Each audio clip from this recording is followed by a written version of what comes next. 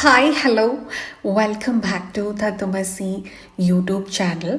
നമുക്ക് ഇന്നുള്ള വിഷയം എന്ന് പറയുന്നത് ആസ്ട്രോളജി ആയിട്ടോ സൈക്കോളജി ആയിട്ടോ നിങ്ങൾക്ക് കൺസിഡർ ചെയ്യാം. ബിക്കോസ് ഇത് നമ്മുടെ മനസ്സിനെ കുറിച്ച് പഠിക്കുന്നതാണ്. അത് ത്രൂ ആസ്ട്രോളജി നമ്മൾ സൈക്കോളജി പറയുകയാണ് എന്ന് വേണമെങ്കിൽ നിങ്ങൾക്ക് മനസ്സിലാക്കാം. നമ്മൾ സംസാരിക്കാൻ പോകുന്നത് ഒറ്റ ഒരു പ്ലാനറ്റിനെ കുറിച്ചാണ് ഇന്ന്. Moon can move oceans. നിങ്ങൾക്കെല്ലാം അറിയാം, വേലിയേറ്റം വേലിയിറക്കം ഒക്കെ നമ്മൾ കണ്ടുകൊണ്ടിരിക്കുന്ന പ്രതിഭാസങ്ങളാണ്. It's scientifically proven. അപ്പോൾ ഈ ഭൂമിയിലുള്ള ഫിസിക്കലായിട്ടുള്ള ഒബ്ജക്റ്റിനെ വരെ മാറ്റാൻ ഇൻഫ്ലുവൻസ് ചെയ്യാൻ സാധിക്കുന്ന മൂണിന് നമ്മളെ എത്രത്തോളം ഇൻഫ്ലുവൻസ് ചെയ്യാൻ സാധിക്കുമായിരിക്കും? എങ്ങനെയാണ് മൂൺ നമ്മളെ ഇൻഫ്ലുവൻസ് ചെയ്യുന്നത്? ഇത് നമുക്ക് വേദിക് ആസ്ട്രോളജി വിശദമായി പറഞ്ഞു തരുന്നു. ഒരു വ്യക്തിയുടെ ബർത്ത് ചാർട്ടിൽ അവൻ്റെ മൂൺ അവൻ്റെ മനസ്സിനെ, മാനസിക ആരോഗ്യത്തെ, അവൻ ഇമോഷൻസിനെ കൈകാര്യം ചെയ്യുന്ന രീതിയെ, അവൻ്റെ ചിന്താരീതികളെ പറഞ്ഞ് മനസ്സിലാക്കി തരുന്നു. അപ്പോൾ ഈ ചന്ദ്രൻ എവിടെയൊക്കെ നിന്ന് കഴിഞ്ഞാലാണ് ഏറ്റവും വീക്കസ്റ്റ് ആയിട്ട് ഉള്ളത്, അതായത് ഒരു പ്രശ്നമുള്ള മനസ്സ് ഉണ്ടാകുന്നത്. ഈ പ്രശ്നമുള്ള മനസ്സെന്ന് പറയുന്നത് വട്ടാണെന്ന് പറയരുത്. അതായത് പ്രശ്നം എല്ലാവർക്കും ഉണ്ട്, അതിൻ്റെ തലങ്ങൾ വ്യത്യസ്തമായിരിക്കും എന്നുള്ളതാണ്. അപ്പം നമ്മളിവിടെ പ്രശ്നമെന്ന് ഉദ്ദേശിക്കുന്നത് എന്താണെന്ന് വെച്ചാൽ അവനവൻ്റെ ഗ്രോത്തിന് അല്ലെങ്കിൽ കണ്ടെൻറ്റ്മെൻറ്റിന്, സമാധാനത്തിന്, ഉന്നമനത്തിന് ഒക്കെ സഹായിക്കാത്ത തരത്തിലുള്ള ചന്ദ്രൻ്റെ പൊസിഷൻ എവിടെയാണ്, ബർത്ത് ചാർട്ടിൽ എവിടെയാണ്, അതുപോലെ ഏതൊക്കെ തിഥികളാണ് കുറച്ച് പ്രശ്നമായിട്ടുള്ളത്, ഇതൊക്കെ നമ്മൾ നോക്കാൻ പോകുന്നത്. അപ്പോൾ ആസ്ട്രോളജി അറിയുന്നവർക്ക് ഇത് വളരെ ഇൻട്രസ്റ്റിംഗ് ആയിട്ടുള്ള ഒരു വിഷയമായിരിക്കും. പഠിച്ചു തുടങ്ങുന്നവർക്കൊക്കെ. ആസ്ട്രോളജി അറിയാത്തവർക്കും കൂടി വേണ്ടിയിട്ട് വളരെ ലളിതമായിട്ട് ഇത് പറഞ്ഞു പോകുന്നു. നിങ്ങൾക്ക് നിങ്ങളുടെ ബർത്ത് ചാർട്ട് എടുത്ത് ഓപ്പൺ ആക്കി വയ്ക്കാം. എന്നിട്ട് അതിൽ നിങ്ങളുടെ ചന്ദ്രൻ എവിടെയാണ് എന്നുള്ളതൊന്ന് കൗണ്ട് ചെയ്യുക. അതായത് നിങ്ങളുടെ 12 രാശികളിൽ ലാ എന്ന് എഴുതിയിരിക്കുന്നത് നിങ്ങളുടെ ലഗ്നം, അല്ലെങ്കിൽ കോർണറിൽ 2 വര ഉണ്ടായിരിക്കും, പാരലൽ 2 ലൈൻ, അതാണ് നിങ്ങളുടെ ഫസ്റ്റ് ഹൗസ്, നിങ്ങളുടെ അസെൻഡൻറ്റ് ഹൗസ്. അവിടെ നിന്ന് നിങ്ങൾ എണ്ണി തുടങ്ങുക. ചന്ദ്രൻ എവിടെയാണ്, ഏത് രാശിയിലാണ്? ഫോർ എക്സാമ്പിൾ, ഇപ്പം നിങ്ങൾ ജെമിനായി അസെൻഡൻ്റ് ആണ് എങ്കിൽ അത് നിങ്ങളുടെ ഫസ്റ്റ് ഹൗസ്. നിങ്ങളുടെ മൂൺ എന്ന് പറയുന്നത് സ്കോർപ്പിയോയിലാണ് ഇരിക്കുന്നത് എന്ന് വിചാരിക്കുക, വൃശ്ചികം രാശിയിൽ. അപ്പോൾ നിങ്ങൾ ജെമിനായിൽ നിന്ന് എണ്ണും. ജെമിനായി ഫസ്റ്റ്, ക്യാൻസർ സെക്കൻഡ്, മൂന്നാമത്തത് ലിയോ ചിങ്ങം രാശി, നാലാമത്തത് കന്നി രാശി, അഞ്ചാമത്തത് തുലാം രാശി, ആറാമത്തേത് വൃശ്ചികം രാശി. അപ്പോൾ നിങ്ങളുടെ ചന്ദ്രൻ 6ലാണ് ഉള്ളത്. മനസ്സിലായില്ലേ? അപ്പോൾ നമുക്ക് ആദ്യം തന്നെ ചന്ദ്രൻ്റെ പൊസിഷൻ എടുത്തു വയ്ക്കാം. അതുപോലെ നിങ്ങളുടെ തിഥി എടുത്തു വയ്ക്കുക. എന്നിട്ട് നിങ്ങൾ ഇനി പറയാൻ പോകുന്ന കാര്യങ്ങൾ നോക്കുക. അപ്പോൾ ചന്ദ്രൻ ഏതൊക്കെ ഭാവത്തിൽ നിന്നാൽ, ഏത് രാശികളിൽ നിന്നാലാണ് ഏറ്റവും മോശമായിട്ടുള്ളത് നമുക്ക് നോക്കാം. 12 രാശികളിൽ വൃശ്ചികം ഒഴിച്ച് വേറെ ഏത് രാശിയിൽ ചന്ദ്രൻ നിന്നാലും നമുക്ക് അതിൻ്റെ ഗുണഫലങ്ങളുണ്ട്. വൃശ്ചികത്തിൽ ചന്ദ്രൻ നീചത്തിലാണ്. അപ്പം വൃശ്ചികം രാശി ചന്ദ്രൻ ബലമില്ലാത്ത രാശിയാണ്. ഇനി ചന്ദ്രൻ ഏതൊക്കെ ഭാവങ്ങളിൽ നിന്ന് കഴിഞ്ഞാൽ 6, 8, 12 ഭാവങ്ങളിൽ ചന്ദ്രൻ നിന്ന് കഴിഞ്ഞാൽ ലഗ്നത്തിൽ നിന്നും അതത്ര ഗുണമുള്ള ഒരു എനർജി അല്ല. അപ്പം നമുക്ക് ഈ കാര്യങ്ങൾ, 4 കാര്യങ്ങൾ എങ്ങനെയാണ് ഫലം ഉണ്ടാക്കി തരുന്നത് എന്ന് നമുക്ക് നോക്കാം. ചന്ദ്രൻ വൃശ്ചികത്തിലാണ്. ആകം, അവസാന പാദം, അനിഴം, തൃക്കേട്ട, ഓക്കെ, ഈ നക്ഷത്രത്തിലാണ് ഉള്ളത് എങ്കിൽ ആണ് നിങ്ങൾക്ക് ചന്ദ്രൻ വൃശ്ചികത്തിൽ നിൽക്കുക. അപ്പോൾ അവിടെ നിൽക്കുമ്പോൾ എന്താണ്, നിങ്ങൾക്ക് ട്രസ്റ്റ് ഇഷ്യൂസ് വളരെയധികമുണ്ട്. നിങ്ങളുടെ ചന്ദ്രന് ബലം ഇല്ലാത്തതുകൊണ്ട് തന്നെ വളരെ ഫോർച്ചുനേറ്റ് ആയിട്ടുള്ള സാഹചര്യങ്ങളെ പോലും നിങ്ങൾക്ക് വിശ്വസിക്കാനോ ഉൾക്കൊള്ളാനോ അതിന് സന്തോഷത്തിലിരിക്കാനോ ബുദ്ധിമുട്ടുണ്ടാവും എന്നുള്ളതാണ്. എപ്പോഴും മനസ്സിനൊരു സംഘർഷം നടന്നുകൊണ്ടിരിക്കും, അകാരണമായിരിക്കുകയും ചെയ്യും. അത് ഇമോഷണൽ ഫ്ലക്ച്വേഷൻസ്, മൂഡ് സ്വിങ്സ് ഉണ്ടായിക്കൊണ്ടിരിക്കും. ചന്ദ്രൻ ഈ 6ാം ഭാവത്തിൽ നിന്ന് കഴിഞ്ഞാൽ, 6ാം ഭാവം എന്ന് പറയുന്നത് പൊതുവെ എനിമി ഹൗസ് എന്നാണ് പറയുന്നത്. അപ്പോൾ നമ്മളുടെ മനസ്സ് തന്നെ നമുക്ക് ശത്രുവായി മാറും, നമ്മളുടെ ചിന്തകൾ തന്നെ നമ്മളുടെ ഉയർച്ചയ്ക്ക് തടസ്സം വയ്ക്കും എന്നുള്ളതാണ്. ലിമിറ്റിംഗ് ബിലീഫ് വരും, ലിമിറ്റിംഗ് തോട്ട്സ് വരും. അതുപോലെ തന്നെ നിങ്ങളുടെ വർക്ക് പ്ലേസിലുള്ള പ്രശ്നങ്ങൾ നിങ്ങളെ മാനസികമായിട്ട് ഒരുപാട് തളർത്താനുള്ള സാധ്യതകളും അവിടെ കൂടുതലായിട്ട് കാണുന്നുണ്ട്. എന്നാൽ വളരെ സർവീസ് ഓറിയൻറ്റഡും ആയിരിക്കും. ചിലപ്പോൾ നമ്മളെ കാണാതെ നമ്മൾ മറ്റുള്ളവർക്ക് വേണ്ടി കാര്യങ്ങൾ ചെയ്തുകൊണ്ടിരിക്കാനുള്ള ഒരു മനസ്സ് പോലും അവിടെ ഉണ്ടായി വരും. അപ്പോൾ place others first than your self, അങ്ങനെ ഒരു എനർജി. ഇനി ചന്ദ്രൻ 8ാം ഭാവത്തിൽ നിന്ന് കഴിഞ്ഞാലോ, 8ാം ഭാവം എന്ന് പറയുന്നത് ഒരു നിഗൂഢഭാവമായിട്ടാണ് നമ്മൾ കണക്കാക്കുന്നത്. അവളുടെ ഒരു ഈഗോ ഡെത്ത് നടക്കുന്ന ഒരു ഭാഗമാണ്. അവിടെ സംഭവിക്കുന്നത് എന്താണെന്ന് നമുക്ക് പ്രെഡിക്റ്റ് ചെയ്യാൻ പറ്റില്ല, അത്രയും മിസ്റ്റിക്കലായിട്ടുള്ള കാര്യങ്ങളാണ്.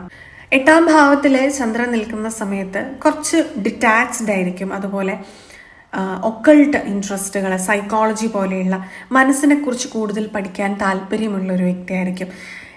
ആസ്ട്രോളജി, സൈക്കോളജി, ടാരോ, ഹീലിങ്സ്, അതൊക്കെ പഠിക്കാനായിട്ട് താല്പര്യമുള്ള വ്യക്തികളായിരിക്കും. പക്ഷെ അതിനെ കൃത്യമായി പഠിക്കാനായിട്ട് ശ്രമിക്കാതെ അതിൻ്റെ അന്ധവിശ്വാസങ്ങളിലേക്ക് കുടുങ്ങിപ്പോകാനുള്ള സാധ്യത വളരെ കൂടുതലാണ്, if not trained well. Exceptional ഇൻറ്റ്യൂഷനാണ് 8ാം ഭാവത്തിൽ ചന്ദ്രൻ നിൽക്കുമ്പോൾ. പക്ഷെ അതിനെ ഉണർത്തിയെടുക്കണം, അതിന് പണിപ്പെടണം എന്നുള്ളതാണ്. ഇനി ചന്ദ്രൻ 12ാം ഭാവത്തിൽ നിൽക്കുമ്പോൾ, 12ാം ഭാവം എന്ന് പറയുമ്പോൾ നമ്മുടെ ഒരു ലോസ് ഹൗസ് അല്ലെങ്കിൽ എക്സ്പെൻസ് നമുക്ക് പുറത്തേക്ക് കൊടുക്കുന്ന ഒരു ഭാവമാണ്. അപ്പോൾ അവിടെ ചന്ദ്രൻ നിൽക്കുമ്പോൾ എപ്പോഴും അത്ര ലാഭകരമല്ല നമ്മളുടെ ചിന്തകൾ നമുക്ക് സ്വയം എന്ന് പറയാം. ഓവർ തിങ്കിങ്, ആങ്സൈറ്റി, ഇത് വളരെ വല്ലാതെ ഉണ്ടായിക്കൊണ്ടിരിക്കും. ഒരു ആങ്സൈറ്റി ലൂപ്പിൽ നിങ്ങൾ പെട്ടുകൊണ്ടിരിക്കും. സ്ഥിരമായിട്ട് തന്നെ ചിന്തിച്ചത് തന്നെ ചിന്തിച്ച് ഒരു കാര്യവും ഇല്ലാതെ മുന്നോട്ട് ഇങ്ങനെ സമയം വേസ്റ്റ് ചെയ്ത് കളഞ്ഞുകൊണ്ടിരിക്കും. ഒറ്റയ്ക്കിരിക്കാനൊക്കെ വളരെയധികം താല്പര്യമായിരിക്കും നിങ്ങൾക്ക്. അതുപോലെ കുറച്ച് മെൻ്റലി ഡിറ്റാച്ച്ഡും ഒക്കെ ആയിരിക്കും.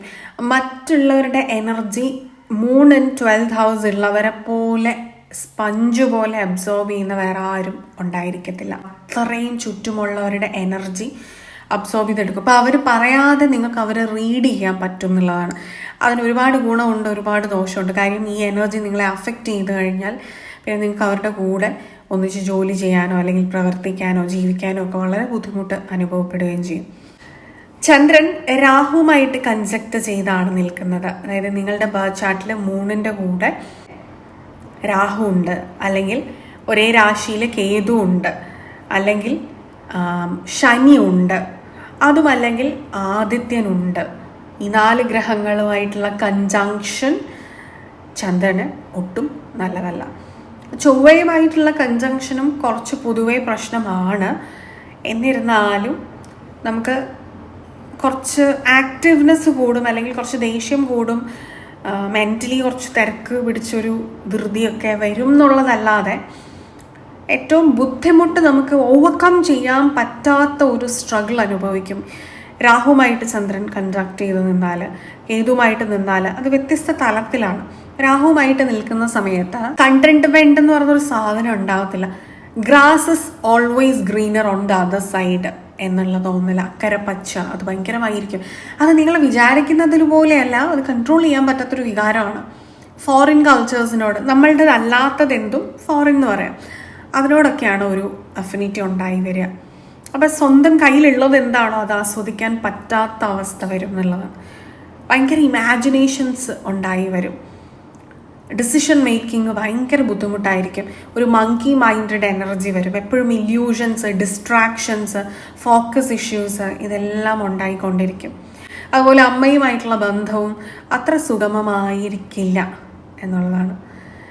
ഇനി മൂൺ കേതുവായിട്ടാണെങ്കിലോ എപ്പോഴും ഒരു ഡിറ്റാച്ച്മെൻറ്റ് ഫീലായിരിക്കും. ഒരു ആത്മാർത്ഥമായിട്ട് ആരെയും സ്നേഹിക്കാൻ പറ്റാത്ത അവസ്ഥ, അത് വളരെ ബുദ്ധിമുട്ടാണ്. എന്നിട്ട് അറ്റാച്ച്മെൻറ്റ് ഉണ്ടായിക്കൊണ്ടിരിക്കും.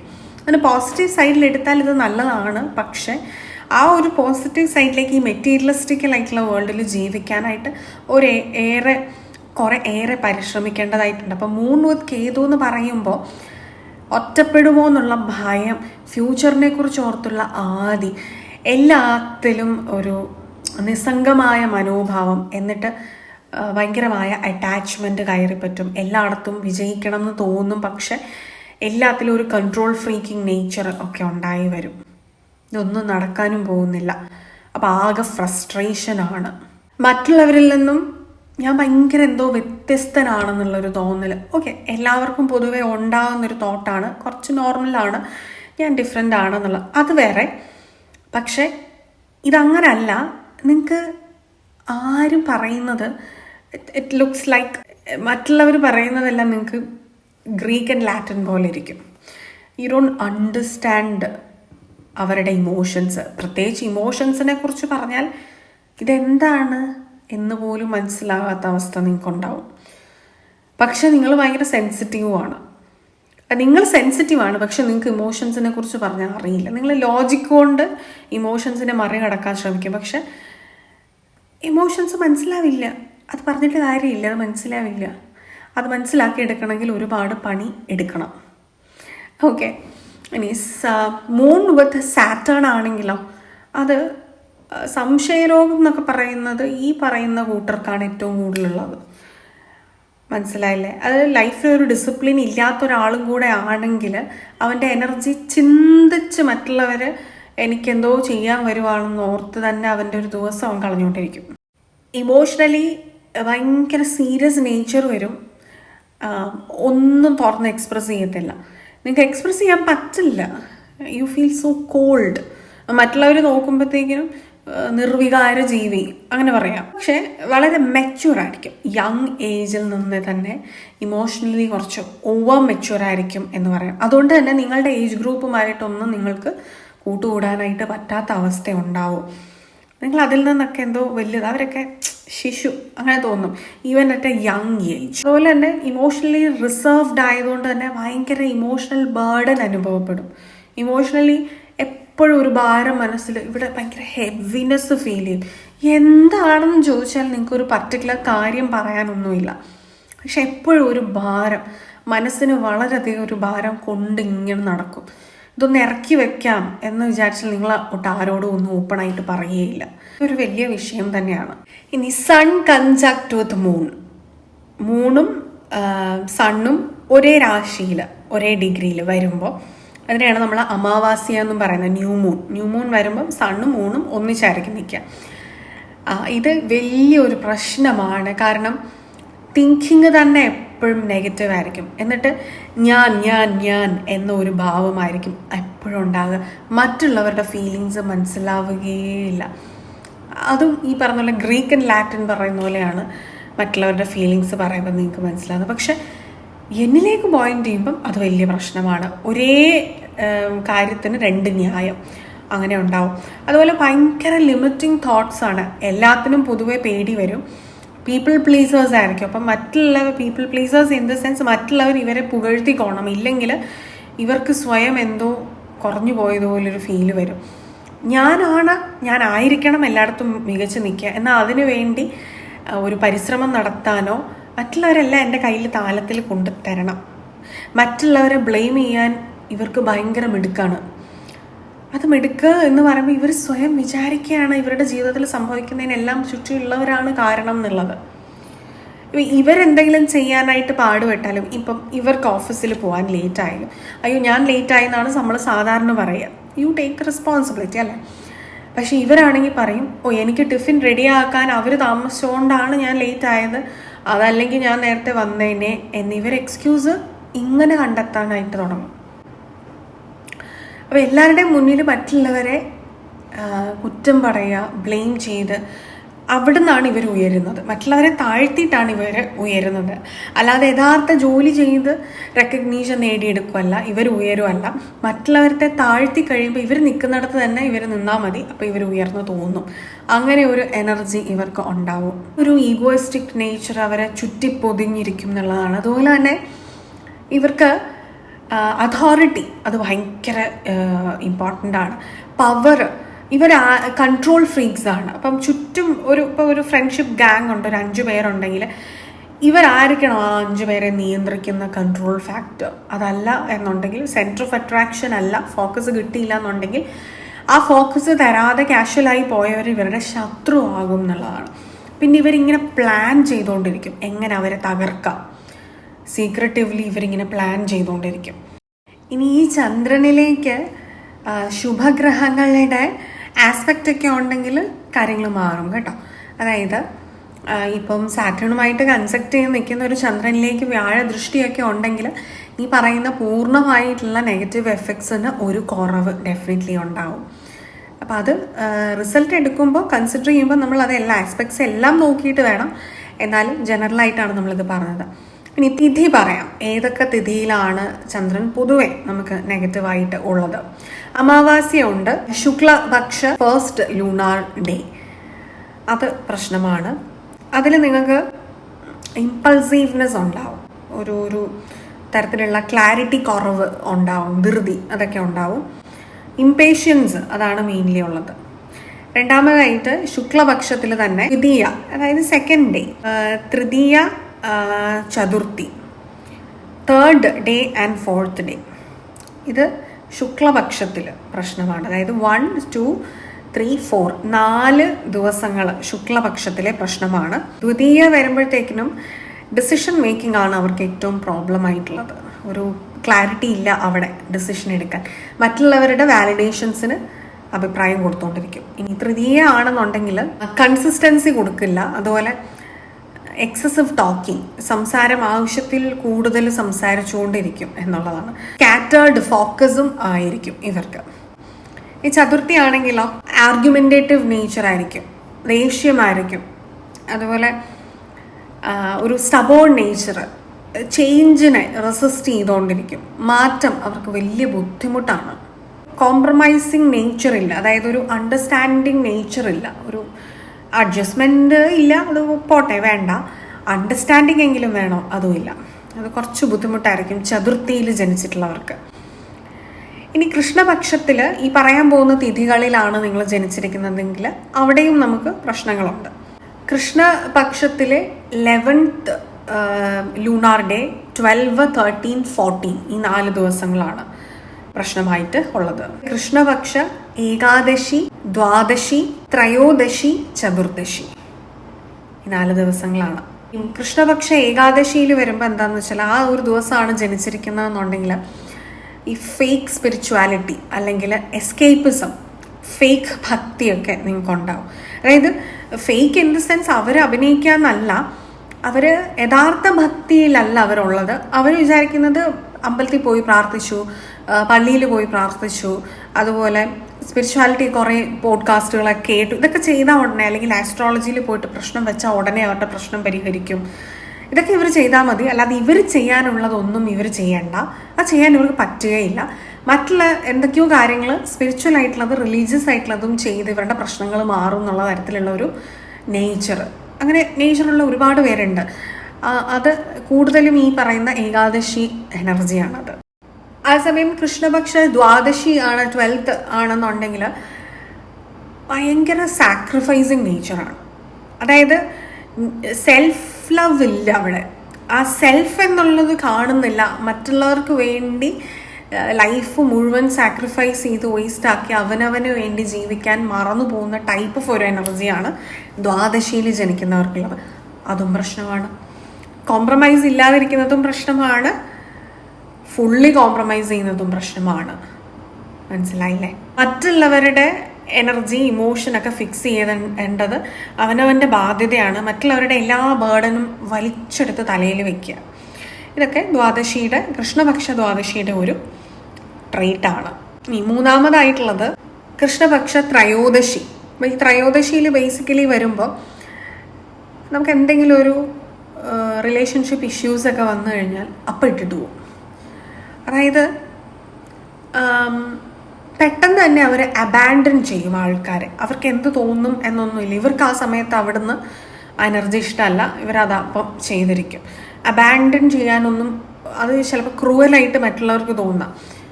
ഇവരങ്ങനെയാണ് അവരുടെ നേച്ചർ.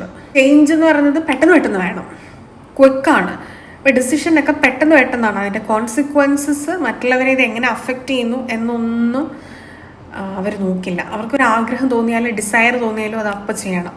അങ്ങനെയൊക്കെയുള്ള ഒരു എനർജിയാണ് അതിനുള്ളത്. കൃഷ്ണപക്ഷ ത്രയോദശി. ഇനി അവസാനമുള്ളത് കൃഷ്ണപക്ഷ ചതുർദശി. അതിൽ അഗ്രസീവ് നേച്ചർ, ഭയങ്കര ദേഷ്യം, അതുപോലെ ഒറ്റയ്ക്ക് ഇരിക്കാനും എക്സ്ട്രിമിറ്റീസിനോടാണ് ഈ എക്സെൻട്രിക് ആയിട്ടുള്ളവരൊക്കെ അങ്ങനെയാണെന്ന് പറയാം. എന്നാൽ ലോൺലിനെസ്സിനോടും ഒക്കെ ഒരു താല്പര്യവുമാണ്. അവരും അധികം അങ്ങനെ കൂടുതലും ഇൻട്രോവേർട്ട് നേച്ചറൊക്കെയാണ്.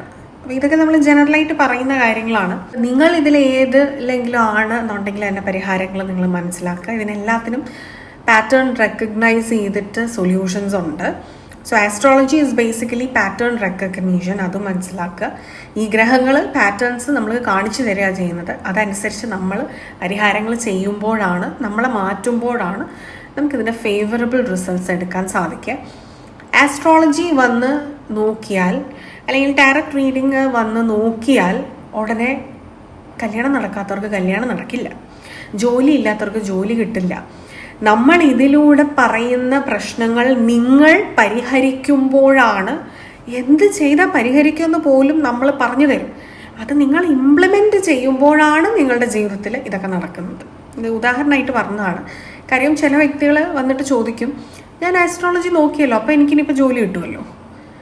ആസ്ട്രോളജി നോക്കിയാൽ ജോലി കിട്ടുന്നത് അതെങ്ങനെയാണ്, അതൊന്ന് പറഞ്ഞു തരൂ. ആസ്ട്രോളജി നോക്കി നമ്മൾ പ്രശ്നം പറഞ്ഞു, പരിഹാരങ്ങൾ സജസ്റ്റ് ചെയ്തു. ഈ പരിഹാരങ്ങൾ നിങ്ങൾ ചെയ്യണം. മടിയുള്ളവർക്ക് ജോലി കിട്ടില്ല. അല്ലെങ്കിൽ അവൻ്റെ പ്രശ്നം എന്താണെങ്കിലും അതിന് വേണ്ട പരിഹാരം ചെയ്യാതെ റിസൾട്ട് കിട്ടണം എന്ന് പറഞ്ഞു കഴിഞ്ഞാൽ അത് മണ്ടത്തരമാണോ, അതിനെ അഹങ്കാരം എന്നാണോ വിളിക്കേണ്ടത്, സ്റ്റബേൺനെസ് എന്നാണോ വിളിക്കേണ്ടത്, അത് നിങ്ങൾ തന്നെ സ്വയം ചിന്തിച്ചു നോക്കുക. നമുക്കതിനറിയില്ല എങ്ങനെ പറയണമെന്നത്. കാരണം പ്രശ്നം എന്താണെന്ന് അറിയാത്തടത്ത് പ്രശ്നം അറിയാനാണ് നമ്മൾ ആസ്ട്രോളജി ഉപയോഗിക്കുന്നത്. അവിടുത്തെ പാറ്റേൺ റെക്കഗ്നീഷൻ മനസ്സിലാക്കാനാണ് നമ്മളിത് ഉപയോഗിക്കുന്നത്. ആ പാറ്റേൺ മനസ്സിലാക്കുന്നത് തന്നെ ഒരു ഭാഗ്യമല്ലേ. മനസ്സിലായാൽ നമുക്കിത് തിരുത്താമല്ലോ. പക്ഷെ തിരുത്തുന്ന ഭാഗം അവർ ചെയ്യണം. എന്ത് ചെയ്യണമെന്ന് ഗൈഡ് ചെയ്ത് തരാനേ നമുക്ക് എക്സ്റ്റേണലായിട്ടുള്ള ആർക്കും പറ്റുള്ളൂ. അത് ചെയ്യാൻ ബുദ്ധിമുട്ട് വരും. അത് എന്താണെന്നുള്ളത് മനസ്സിലാക്കാൻ ഇന്ന് വരെ എനിക്ക് കഴിഞ്ഞിട്ടില്ല. എല്ലാവരുമല്ല, ചില വ്യക്തികൾ ഉണ്ട് അങ്ങനെ. അത് അവരുടെ ശ്രദ്ധയ്ക്കാണ് എടുത്തു പറഞ്ഞത്. അത് എണ്ണത്തിൽ കുറവല്ല എന്നുള്ളത് കൊണ്ടാണ് അത് എടുത്ത് നമ്മൾ പറഞ്ഞിട്ടുള്ളത്. നമ്മളിവിടെ അത് അഡ്രസ്സ് ചെയ്തിട്ടുള്ളത്. അപ്പോൾ ഇതായിരുന്നു നമുക്ക് ഇന്നത്തേക്കുള്ളൊരു വീഡിയോ. ഇത് നിങ്ങൾക്ക് റെസനേറ്റ് ആയിട്ടുണ്ടെങ്കിൽ കമൻറ്റ് ചെയ്യുക, നിങ്ങൾക്ക് ഇഷ്ടമായിട്ടുണ്ടെങ്കിലും പറയുക. നമ്മുടെ ചാനലിൻ്റെ മറ്റു വീഡിയോസ് എല്ലാം നിങ്ങൾക്ക് ഇഷ്ടമാവുന്നുണ്ടെങ്കിൽ please do like, share, comment and subscribe and share to your friends and family. അടുത്തൊരു ഇൻട്രസ്റ്റിംഗ് ടോപ്പിക്കുമായിട്ട് അടുത്തൊരു എപ്പിസോഡിൽ കാണാം. നിങ്ങൾക്ക് പേഴ്സണൽ ഗൈഡൻസ് ആവശ്യമാണെങ്കിൽ ഈ കൊടുത്തിരിക്കുന്ന നമ്പറിൽ വാട്സപ്പിൽ കോൺടാക്റ്റ് ചെയ്യാവുന്നതാണ്. ഹീലിങ്സിന് വേണ്ടിയിട്ടും അതുപോലെ തന്നെ ടാരറ്റ് റീഡിംഗ് പഠിക്കണം എന്നുണ്ടെങ്കിൽ അതിന് വേണ്ടിയിട്ടും ഒക്കെ നിങ്ങൾക്ക് കോൺടാക്റ്റ് ചെയ്യാവുന്നതാണ്. അപ്പോൾ അടുത്ത ദിവസം കാണുന്നത് വരെ all of you all take care. Bye.